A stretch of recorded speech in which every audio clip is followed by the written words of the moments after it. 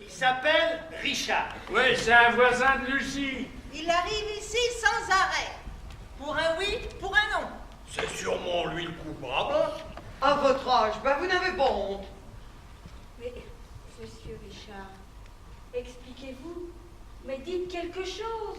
Je voulais vous dire que... Eh bien, c'est ça. Et on accuse à tort des pauvres gens. Non, mais vous vous rendez compte des conséquences de votre acte? Et nous, hein, vous avez pensé? Tout ça pour un malheureux lapin de Garenne et quelques gouttes de sang sur une porte? Mais on s'en prenait pour 20 ans de tôle, nous, hein. Et puis moi qui va pas pouvoir conclure mon affaire.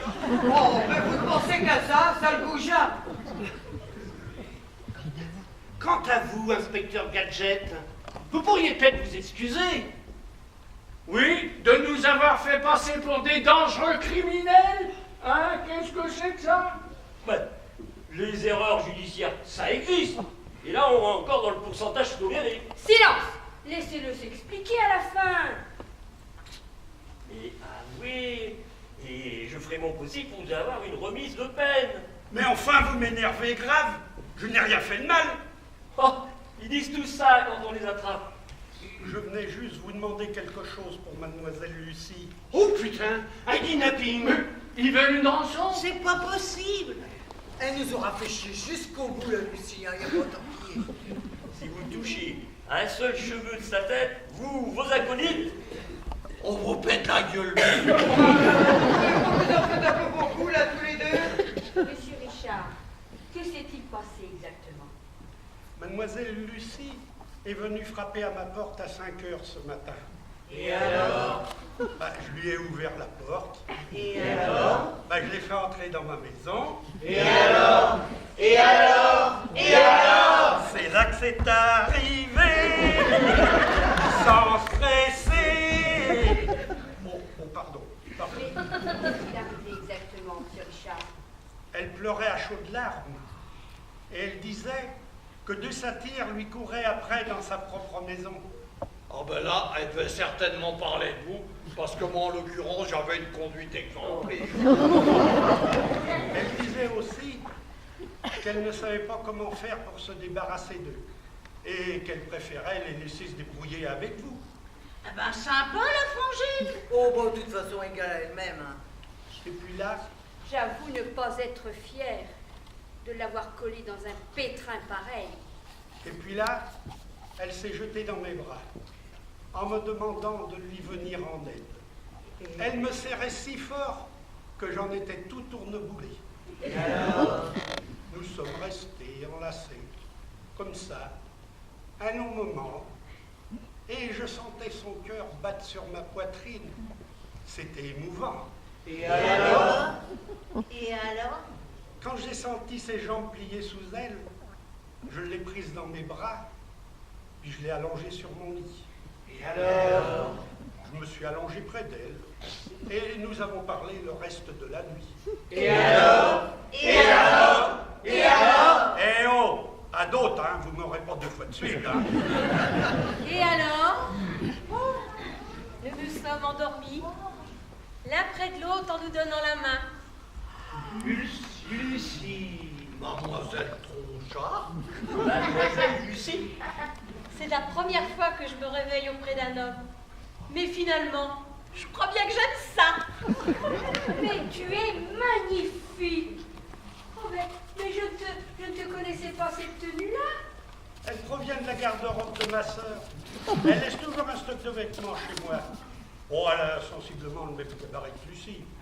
Lucie, faut-il penser que toi et ce monsieur, vous avez... Fait crac ensemble. Oui. Oh, je suis vraiment une vocation tardive. C'est toujours dans les terres les moins cultivées que se font les meilleurs semailles.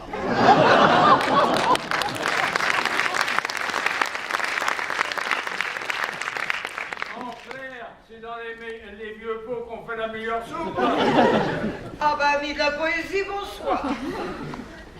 Mademoiselle Tronchat, avez-vous vu le joyeux tyrolien? Ça vous rappelle rien? Les vaches dans les champs autour du château de Chantebrune. Hein? Je trouve votre humour particulièrement déplacé, monsieur Prout. Si vous vouliez faire une allusion amusante à mon voyage catastrophique en Autriche, alors là, bravo. Bravo, c'est vraiment réussi.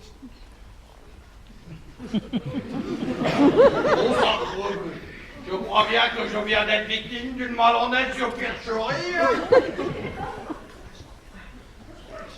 Dois-je comprendre, mademoiselle Lucie, que mes chances de vous séduire sont complètement perdues? Oh, je le crains en effet, Barnabé, mais je dois un immense merci. Sans votre fugue à me poursuivre, mais je n'aurais jamais osé aller me réfugier chez Richard pour lui conter mes déboires. Le bonheur était à la porte de chez moi, mais je m'en rendais même pas compte. Alors, nous sommes quittes. Parce qu'avant de vous connaître, je me croyais un cas unique. Et que votre timidité a réveillé en moi une libido complètement inhibée. Alors, mais vous avez bien fait de venir ce matin, dès l'aube, à l'heure où blanchit la campagne. Ah oui, maintenant je me sens un autre homme, prêt à toutes les conquêtes. Oh là là, doucement, mon petit gars, doucement. Faut pas t'emballer comme ça, hein. Faut avancer tout doucement, parce qu'autrement tu vas dérailler. Barnabé, voulez-vous que je vous présente ma sœur? Elle est militaire à la base de Rochefort. Policier, militaire, peu importe, vous devriez bien vous entendre. Mais c'est quand vous voulez, Richard. Bah, disons dimanche prochain. Elle doit venir à la maison. Venez donc déjeuner avec nous, hein. Oh, on fera simple, hein, sans chichi. Nous viendrons, c'est promis. Écoutez, Et puis je vais t'écrire un autre poème pour la nouvelle dame. Parce que celui-là, il est trop connu maintenant, hein. Maman, je viendrai seul. Et ton poème, tu vas pouvoir le garder pour toi. Parce que je vais à mon tour t'inscrire chez Mythic Infinity. Ça t'adhère quand même. Oh que si.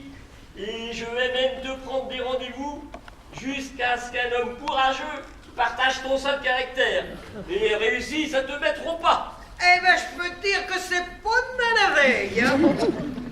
Ah bah alors là, j'y perds complètement mon latin belge.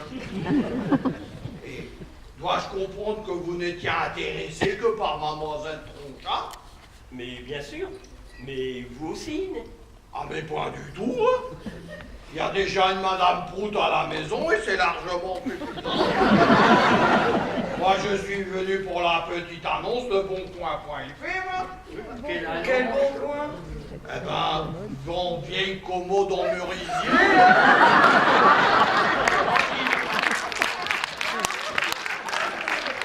Style Louis XVI, très bon état, puis à débattre, s'adresser chez mademoiselle Lucie Tronchat, 22 rue des Bleuets. Mais vous ne pouviez pas vous exprimer plus clairement, au lieu de courir après Lucie là comme un obsédé. Mais comment voulez-vous que je devine que mademoiselle Tronchat attendait une visite différente de la mienne? je suis venu 5 fois pour vous annoncer l'arrivée d'un éventuel acheteur pour la commode. Et 5 fois, vous m'avez fichu dehors. Ah, je comprends mieux les confusions et les quiproquos. Dites, mademoiselle Tronchat, accepteriez-vous de présenter votre vieille commode à un pauvre tyrolien, alors complètement déboussolé? Oui, avec plaisir, monsieur Prout. Et si elle vous plaît, vous l'emmenez. Votre prix sera le mien. Oh, merci, merci. Si j'osais, je vous embrasserais. Et est-ce que je peux, inspecteur? Je ne suis pas là pour donner des autorisations. Adressez-vous plutôt au principal intéressé maintenant. Allez-y, embrassez-la. Et débarrassez-nous de ce meuble immonde, hein. Suivez-moi, monsieur Prout, que je vous montre l'objet de toutes vos convoitises.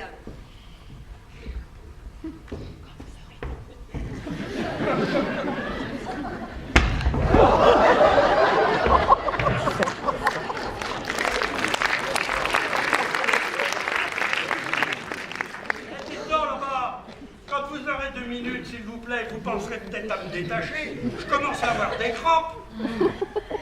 Sacré Richard, Mais bienvenue dans la famille. Bon. La première fois que je t'ai vu, j'ai tout de suite vu que tu étais des nôtres.